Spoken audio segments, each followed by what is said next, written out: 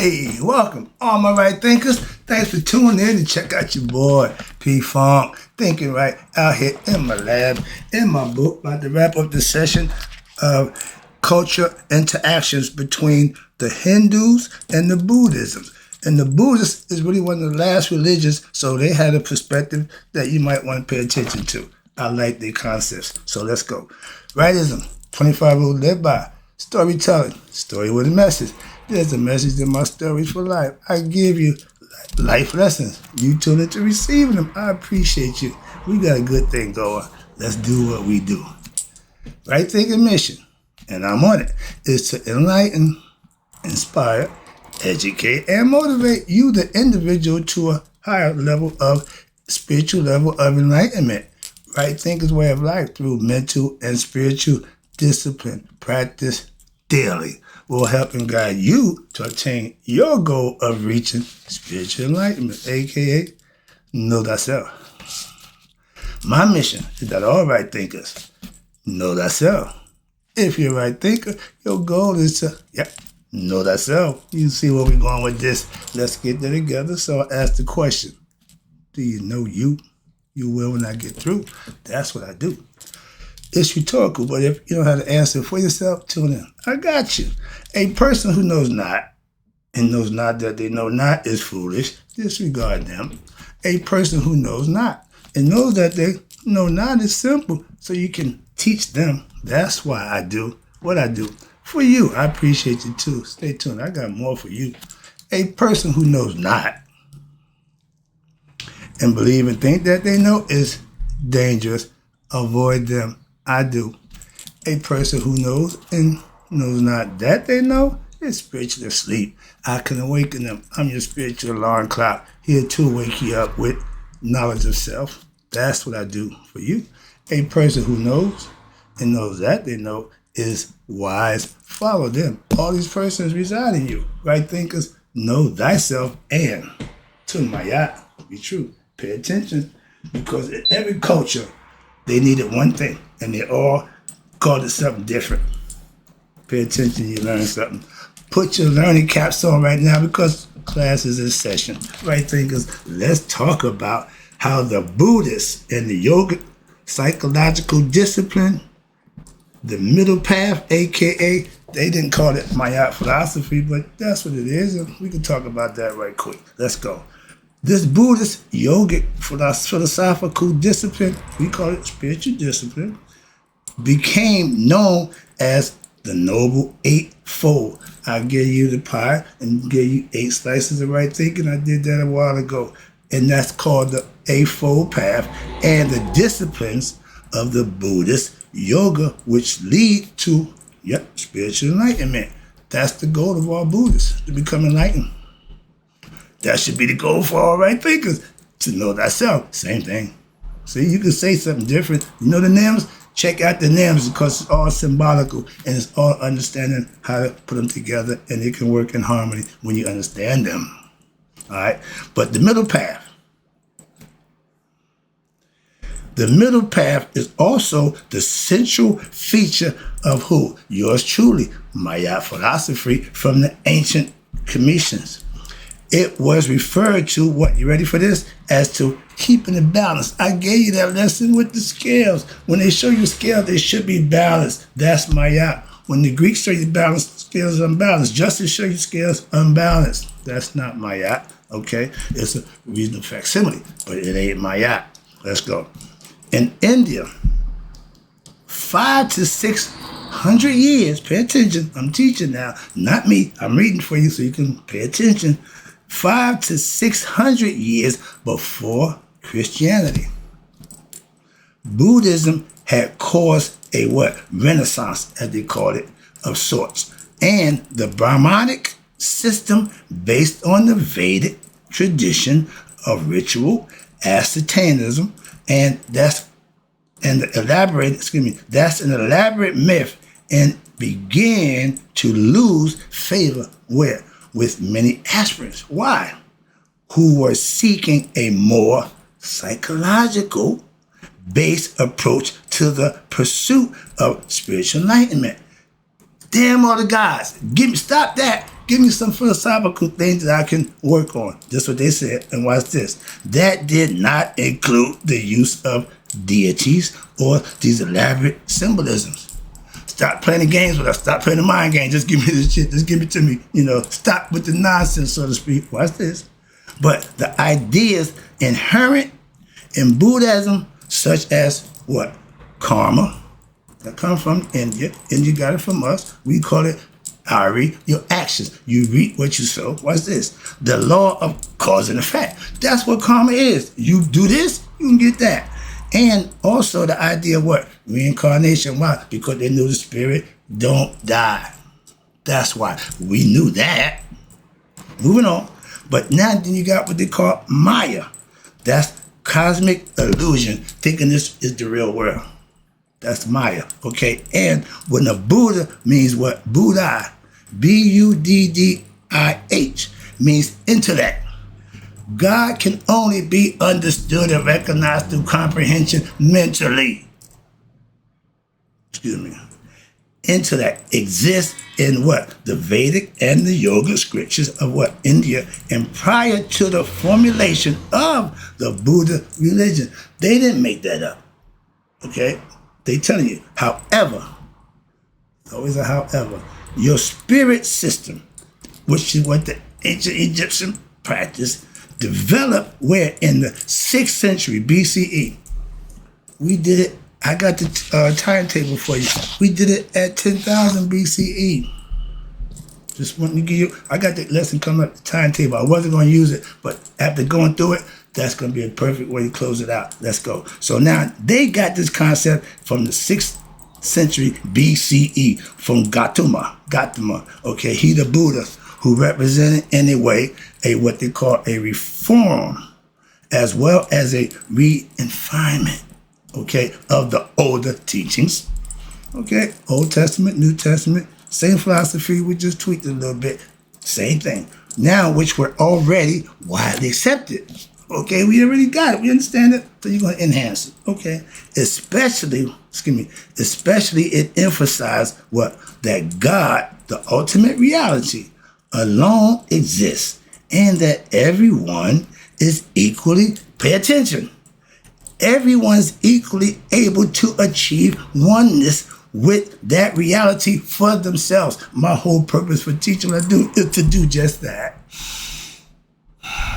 I get excited, sorry, because this is what I do for you. The Buddhists did it.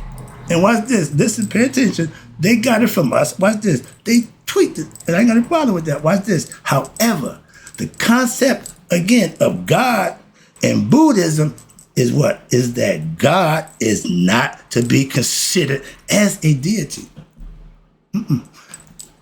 I see God as spirit and consciousness, not as a deity. Okay, and watch this. They see him as an abstract state of consciousness.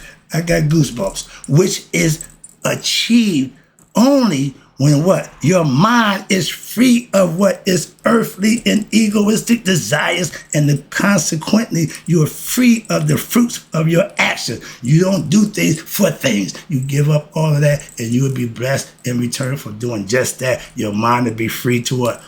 Comprehend God for yourself, and you can do whatever you please at that point. You can't wild out without knowing who and what you're doing. When you're guided by your higher conscious, and the Buddhists also placed an important, watch this, emphasis on nonviolence. But after they was taken over because of nonviolence, they opened up the Shaolin temples. You know what the Shaolin temples are? That's where the monks practiced self-defense. Why? Because their ancestors was taken over because they was too soft, too meek, too humble. Sound familiar? And watch this, which certainly became a central part of what? Your Christian doctrines. As well in what? The philosophy, if not in their practice. Most Christians practice nonviolence, okay? But watch this. But in the same sense that Buddhism proclaims what? That everyone have Buddha consciousness or Buddha nature. And thus what? Everyone can become a Buddha the Gnostic Christians, the original Christian concepts, they all affirm that everyone, what's this, can achieve what? You ready? Christ consciousness. Y'all doing that today. That's how young this is, the last concept. And it's being permeated through the Christian concept. Watch this. Y'all call it Christ conscious. And thus, what? You become Christ. But guess what? Before they had Christ, we had Haru. You know what I'm saying? So it ain't nothing new. I ain't got a problem with that. Trust me, I ain't no issue. I'm just trying to give you the origins. I'm trying to give you the origins, the beginning of where all it come from. That's all. That's all. I ain't tell you this. I just know I'm just giving you the information. I got a little more to go. Now, as explained earlier, the Buddha or the enlightened one, they wanted to become what? Enlightened through mental meditation and living a certain lifestyle with God. Not running around, oh, praise the Lord, yeah, I'm not trying to make everybody got. Do you? You lead by example. I'm a Mason. If all the people that came into the order under me came because of me, because of what I showed them, what I taught them. Simple. And once they got it, they didn't need me no longer. Why? You got your own information for yourself now. You came to get that. I gave it to you. Now I'm going back to business. Why? I got some more to do. Moving on. Again, enlightenment. Education, knowledge, you can give it any way you want if you got it. That's what I do. And when they become a Buddha, meaning everybody become enlightened one, we say becoming one with God. That means you have developed a philosophy, not a belief system, a philosophy that's based on ideas that exist previously in what they call the Upanishads, in much the same way, pay attention, as the term Christ refers to anyone who's obtained Christhood. And for the Christian faith, that's fine. But what if you're Muslim? What if you're Jew? What if you're a right thinker? Everybody got a way. It ain't none of them wrong. I keep telling you that. So moving on. But the term Buddha refers to what? Anyone who has attained what? The Buddha consciousness to become enlightened. Become a right thinker. To master oneself, you got to have knowledge of self. That's what right thinkers need. Information to do just that, but you got to practice it. You got to put it into use. I don't know if it works or not. You try it, let me know. All right? The state of enlightenment, that's to know your higher self. In this context, there have been many male and female Christ. I told you a long time ago about that whole idea. And Buddhists also throughout history. Why? Because since the earliest practice of what we call mystical spirituality started in command, it's been chopped, used, and diced every kind of way you want. Okay, I'm just giving you the original concept. I got that. I understand that. That's what I practice. So whatever else I got, I ain't got a problem with that. Please understand that. Let me wrap it up for you. Now, prior to a Buddha, other teachings such as those of the Brahmins, followers of the teachings are related to the Brahmin of the Upanishads and the Samyasa, or the reenactments, and the Jains, who promote the same idea that one was supposed to renounce the what? The apparent reality of this world as an illusion by what? Detachment, dispassion, and discernment. These are qualities that you can use to tell real from unreal. That's why these are qualities that you can practice and achieve. A philosophy you can practice. I have that mastered. And privatation, meaning personal. You and God is personal. We don't share the same God individually, but we share the God universally. Understand that. That's what individual means. Privatation and austerity. That means staying firm and committed, doing best with less. I don't need a whole bunch of stuff. Why? I've done without. So I'm not beat for not having. But I don't aspire or desire for things like that no longer. That's the difference. And when the Buddhists, as well as the Jains, who practice the same philosophy, they deny, watch this, the divine origin and the authority of the Vedas. They didn't respect their philosophy, and that's fine. Okay? And the Buddhists revere Buddha, and the Jains, they revere certain saints who espoused, who spread the Jain philosophy in ancient times. The Buddha recognized that many people took the teachings, here we go, pay attention, they took the teachings to extreme, remember, without balance, And he saw this as a cause of failure in attaining an inability to progress spiritually. Why? Misinterpretation, misunderstanding will not get you to God. That's why. Teachings such as, ready? Reducing one's karma, doing what's right. Stop doing dumb stuff, causing fetters. Why? Because you get what you put out, you're going to get in return. When you start doing good works, your things will change. Simple as that. And reducing one's karma by what? Reducing one's worldly involvements where misunderstood by many, and they missed the boat on this one. Watch this. To mean escaping the world. No. Be in it, but not of it. Remember that phrase? He knew, he understood. Do y'all? And by running away to some remote, I ain't going to no damn monastery to be my best job. I'm going to function right here. And I've been doing it for the last 15 years. So, not remote forest or some damn monastery up in the mountain area, Tibetan monks. I ain't doing that nonsense. Sitting out in the mountain. I'm not doing that. I ain't even going to sit in the lotus position. How about that? So, I'm not beat for all of that. Do you have the knowledge? Do you have the experience? Do you have the wherewithal to talk and walk that you talk? Simple as that. Moving on. Also, the teachings of nonviolence, which stress not harming any creature, were taken to what? The extreme. To be some in the Jain religion to what? To the point that they would not physically move so as to not step on an insect. That's, again, way too wrong. Extreme.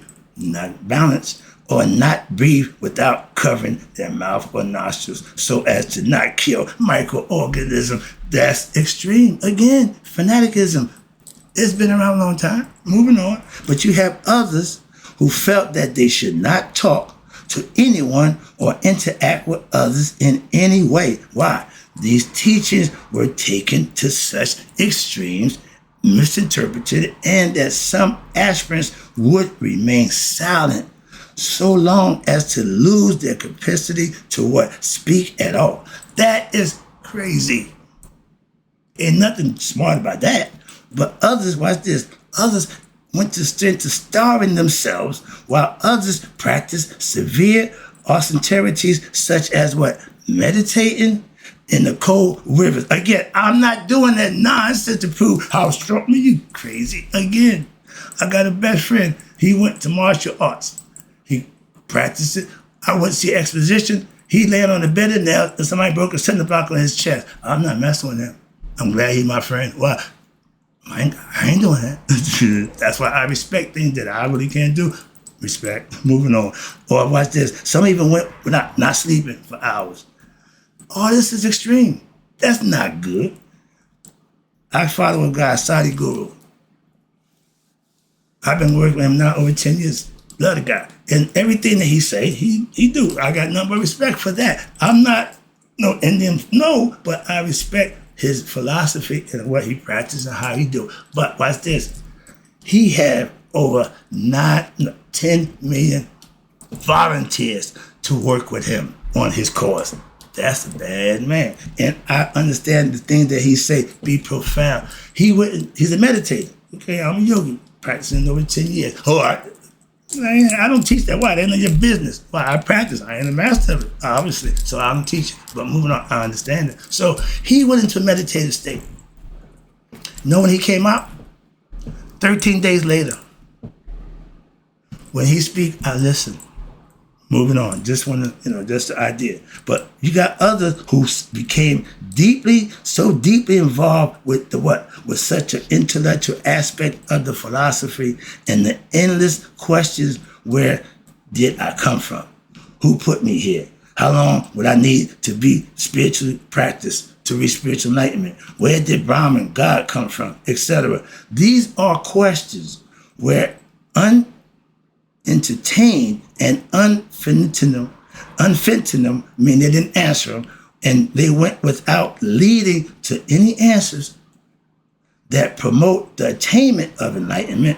He's talking about religion. Buddha saw the error in the way in which the teachings was misunderstood and practiced. However, he therefore personally set out to reform the religion. You have somebody who practiced, looked, understood, and said, wait a minute, a few things they got wrong. And ain't nothing wrong with correcting an error. It's asinine to know that and don't correct it. Sorry. But I want to get this out of the way to get here. This is a few pages back. I'm in page 90-something, but I walked past this. This is called the timeline. You see that black? The black is everything that's African considered, okay? And you see it starts at 10,000 to back here to 2,000. Okay, I hope you're getting a good look. I can't see. I'm going to show you that. So as I walk through it, I'm going to take you through it and show you a few things, just information that you might not have had. That's all. The timeline of the world cultures, that means cultures, everybody, starting with the star. There's a star by it. That means it's Afrocentric. You got the first 10,000 years ago. You got the ancient Egyptian culture, Commissions. Then you got at 6,000 BCE, you got Kush, Naphtalian, Mora culture, okay? Next one, you got the Mesopotamian culture, the Babylonians, and then they didn't have a star, but the Kush got a star, African. Then you got another Indus Valley culture, star, Afrocentric. But then you got the pre-Islamic at 3000 BCE. What's this? You got the Arabian culture, Arabs. They came in at 3000 BCE. Now at about 1700 BCE, you got the Minoans, okay? After them, you got the Assyrian culture at the same time pretty much, but the Assyrians are pretty much African culture also. Yep. Then you got the Mycenaean, the Greek culture, the black, what's this? Now, the Mycenaeans, they was black Greeks. Did you know that? What's this? They was black, and then you got the Assyrian culture, and then you got what they call classic Greek culture. It started at around 7,000 or 700 BCE. That's when it was recognized as classic, meaning white. Okay, let's call it what it is. And then you got the Hebrew culture. Now the Hebrews came in around 1500 BCE, before the classic Greeks. How about that? How about that? Then you got the Zohar dynasty of China. Okay, now China came in around 1000 BCE. Okay, again, Afrocentric is black. Next one, you got the Carthage Empire. Again, black African people. Oh, I forgot. The Judaism culture, black. It came around 900 BCE. Okay, now you got the Roman Empire, the Carthage Empire. They came around about 700 to 800 BCE, and you got at the same time the Roman Empire had conquered the classic Greek and the Egyptian Empire. So they was top dog from what? 1200 BCE. Then you got the Persian culture who came in, Asia Minor. Those are the Asians, not Asiatic black men, but the Persians, Asian people, different culture, not black, okay? Then you got the Maya culture of the America. There we go. Now, America didn't get into the game until 300 BCE. A lot of stuff had happened. A lot of people, culture came and gone, and America wasn't even on the map. So they came in around 300 BCE. But even before them, you got your African Christian culture with the Gnostics. They was around 300 BCE also. Black culture. That's the Roman Christian culture empire. They took over around, like I said, about 300. Now you got control of Egypt. It's no longer black. You got the Hindu culture, India. They had Egyptian concepts. Again, star. Then you got the Tao, the Chinese culture, China. They came in around 500 BCE doing their thing. Okay, no problem. Then you got the Buddhism culture out of India. Pay attention. Out of India. They got to start, again, African culture. Now, you got the Ashoka dynasty of India. They separated around 300 BCE. Then you got the Gupta dynasty of India, who came around about, again, 300. All this is BCE. We ain't got to the other side yet. This is all people who've been around before we even got to y'all. Watch this. Now I'm going down. I get down here.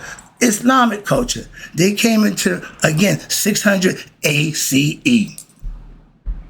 Y'all wasn't even around the BCE, okay? Nothing, just give me information. Sorry about that. I ain't gonna get loud. But now you got in ACE, around 500 ACE, you had called the Dark Ages. What the hell is that? Europe? They was in the Dark Age. They was in filth. They were in swallow. We enlightened them. The Moors. Y'all didn't talk about them in another lesson. But how about this? Then you got the Middle Age in Europe around, 1000 ACE. They was still floundering, okay? And then you got the Guyana Empire. How about this? Guyana came in effect 500 ACE out of Africa. Again, they got stars. And you got Mali Empire, 1500 ACE. You got the Sengali Empire. All these are African people that started during this time controlling their own supposed to be assets. But they just started. Watch this. To wrap it up, where the United States at? You ready for this? You got modern Europe at 1500, 1700 be ACE on this side now. The United States at 2000. Modern Europe is still ahead of us, okay? The Ghana Empire is ahead of us. The Mali, everybody was ahead of the United States. Y'all the last. Why? Because it wasn't the United States. It was something else. We ain't gonna go there, but that's the culture. That was, we called them Indians because none of us came here, but they were black people, indigenous people. We didn't do the color thing back then. It wasn't important. Hope you enjoyed the lesson. I enjoyed giving it, the deal. Hope you got the information that I try to give to you to give you a better understanding of yourself. Nothing else. Hope you enjoyed it. Again, in closing, right thinkers, may you all let it be 100. Me, 100 miles a day. So I never know my right thinkers, no matter what culture you come from, have passed away. I'm out.